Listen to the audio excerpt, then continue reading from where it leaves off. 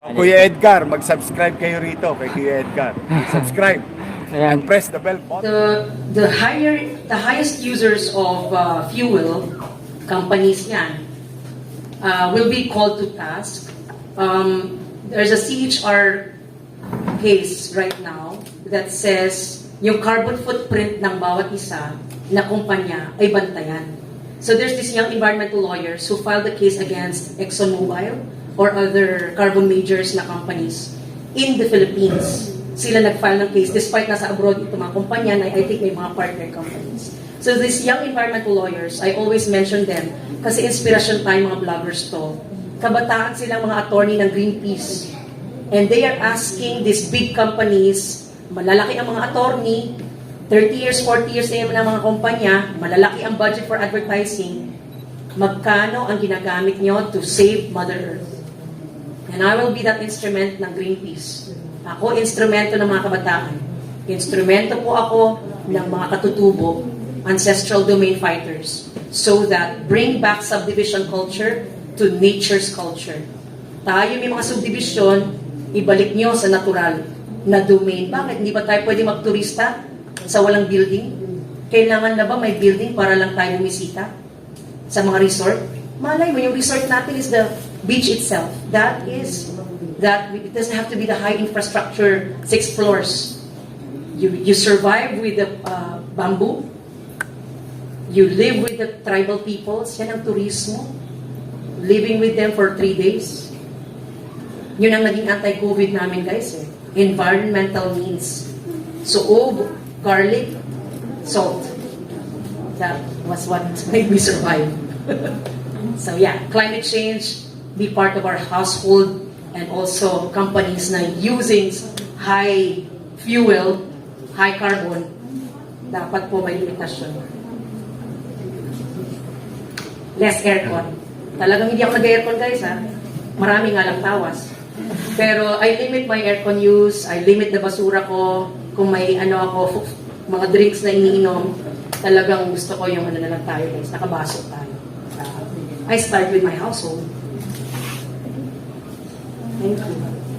Hello po. I'm Kuls Erosa po from Volunteer in Pangasinan po. As you mentioned po yung about poverty, what program you will offer to Senate once nanalo po kayo pag nanalo kayo this election to reduce the poverty rate in our country? Doon sa Bangladesh, guys, there's the pautang program, Grameen they call it, from banks. You give 500 pesos, example lang, to a woman, lumalago daw yung pera. With due respect sa mga kalalakihan, ha? Kasi marami daw kayong bisyo, samahan. Pero kasi daw, you fund a woman, you fund a family. You give generated income, you give possible income to a woman, you're able to make big that cooperative. So that's one approach. Ayuda is so easy to say. Ang laki ng utang ng gobyerno, trilyones na daw, give ayuda to the poor. Pero di ba sinasabi na, we for peace, puros na ng subsidiya. So of course, ako din nag-iisip. I'm the girl of ayuda. I promote ayuda support. Pero paano din magkapera ang tao from that ayuda? O di magsari-sari store ka, sige, 500 pesos ang ayuda mo, baka may 100 ka para lumago yung 100 na yan. Gawa ng programa. Good afternoon po. I'm Colleen from question ko po, ano po ang message niyo sa ibang youth na tila parang nawalan po ng gana na pakinggan kayo nung lumipat po kayo from liberal to... It's okay, they were coming back na lang, Colleen. So they gave me chance pa rin, the Twitter ko came back. So mga walang gana, it's okay, kasi you don't really force it on them. Ganun lang naman parang kapatid mo, hindi mo rin pwers. Don't force it, it's organic. Yes. Don't force something. Don't try hard to force it. Good afternoon po, Ma'am Samira. Oops. I'm Ann po from Hi, Boxing din po. Hindi po ako kabataan, medyo oldies na po ako. Ikaw lang. Ang gusto ko pong itanong sa inyo ay dalawang bagay. Ano po ang stand nyo sa nakabinding po natin na gustong isabatas yung legalize po yung divorce sa Pilipinas at yun pong legalize the abortion dito sa Pilipinas? Yun po. Catholic Church, hello, we don't promote the destroying of the family. It's basic, it's holy, it's sanctimonious, it's in our civil code. Nakaukit na po yan, hindi mo ma-amend. Ang one sentence of our civil code and our constitution, the family is the primary social institution. And therefore, when we say actual reality of violence against women, the actual reality of abandonment, the actual reality of OFW life, na iniiwanan yung misis sa Pilipinas na wala na pong ayuda support, then we say divorce is valid for certain conditions. For certain conditions. We don't say that divorce is the primary way of escaping. Divorce is an available remedy for people na binubugbog, for people who are abandoned by a certain years. Hindi mo naman sinabi, iniwanan ka ng one day, baka kailangan na ng mental break sa pagyaw-yaw mo ng babae. No, di ba? Give it a time. It's like for Islam, 6 months waiting period kami. Hindi mo na kami mag-break. Give it 6 months to talk or, mag-text muna kami. Depende. If we want to sign a document, then we'll sign it after 6 months. So we might have a mechanism as well. And then for abortion, of course, again, we don't want to kill the fetus upon being formed. My question is, if it's a 9-year-old na pregnant, do you want to deny that 9-year-old the liberty to become a elementary student when she's pregnant? So if you don't, and I want to protect that 9-year-old, hindi siya tinatawanan, hindi siya minamaliit sa eskwelahan dahil pregnant siya, then give her the chance to go to school without discrimination. You don't want abortion, but you want to protect that child from being harassed because she's pregnant. She's 9 years old. Diba? It wasn't her choice, she was raped. It wasn't her choice, ginalaw siya ng kanyang uncle. It wasn't her choice that her father did that to her. And one of the greatest problems of our abante tabloid, if not tabloid, is incest. Ginagalaw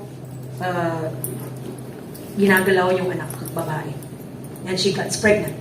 And I saw that going around this country. We have young pregnancies, women, teenage pregnancies. And of course, lumalaki yung tiyan, ayokong patayin yung fetus. Pero tingnan nyo yung misis, tingnan nyo yung hindi pa misis yan, babae yan, bata yan. And also, yung mga mamamatay na dahil sa hindi niya kaya po yung pagpapregnant. So there's a choosing between the life of the mother, wife, or the woman, or the baby. And syempre siguro any country in the world would choose the mother. Right? Unless sasabihin ba ng mother, ang palaki na lang yung bata, patay na.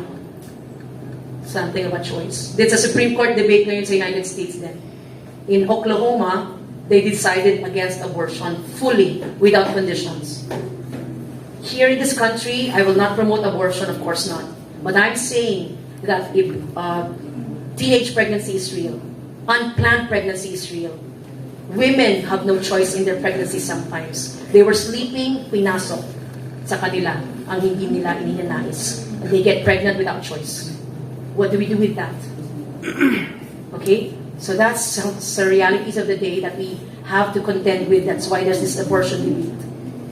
That women didn't have control over their bodies when it happened to them and they got pregnant. They want to have this liberty over their bodies, but it wasn't given to them. Diba? So yun know. Komplikado po yan, sensitive. But I will not promote abortion. But I am saying there are circumstances na problematic for women. Thank you.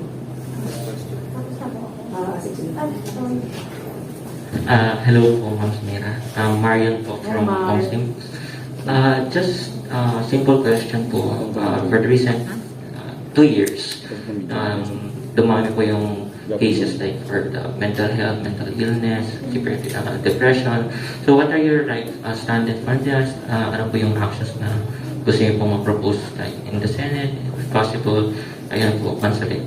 Mental health law, I think, has been passed. Senator Risa is one of the proponents. Correct me? Is there? Senator Risa ba?